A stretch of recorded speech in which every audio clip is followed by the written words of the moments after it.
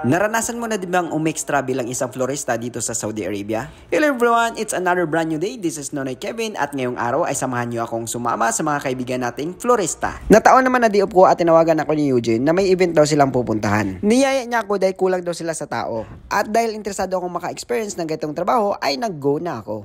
Ang sabi, ang gagawin lang daw namin ay mag-table sitting. Hindi ko inasaan na sa outdoor pala ito gagawin. Sobrang init nga nito sa labas. At dahil hindi naman ako marunong sa pag-aayos ng mga bulaklak, kaya dito sa labas ako binigyan ng task. Ang ginagawa nga namin dyan ay tinatakpan namin yung wire ng aircon. At dahil sa sobrang init nga dito sa Saudi ay naglalagay sila ng aircon sa labas kapag mayroon silang outdoor event. Sabi nga ng mga florista ay first time daw nila itong nasa outdoor ang event dahil madalas sila nag-aayos ng event sa mga indoor. May ibang grupo din dito na mga taga-restaurant para sa catering. Tanghaling tapat ay nasa labas kaming lahat. At dahil sa gabi yung event, kailangan matapos kami ng alas 4 ng hapon. Mga kasama ko ay mga expert na mga florista. Madami na ding event silang napupuntahan at naaayusan. At nung patapos na kami ay biglang lumakas naman yung hangin. Kaya yung mga mantil na nilagay namin sa mga table ay nagsilaglagan. Kaya dito kami medyo nahirapan. Habang malakas pa yung hangin ay nag-lunch na lang muna kami. Halos kami dito ay mga umextra lang para sa pag-aayos sa event na ito. At pagtapos ng kumain ay nagpatuloy kami sa aming gawain. At tumulong na din ako sa paglalagay ng mga bulaklak dito sa maliliit na mga vase. Kasi ito yung ilalagay para sa dining table.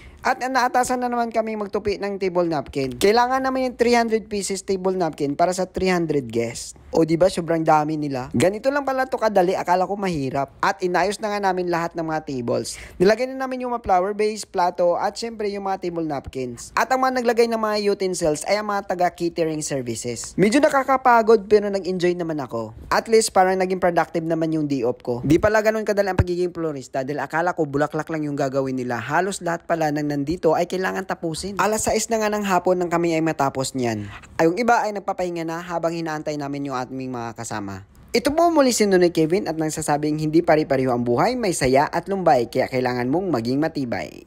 Og aduna pa isa kung aduna kay problema, hala, sulbara.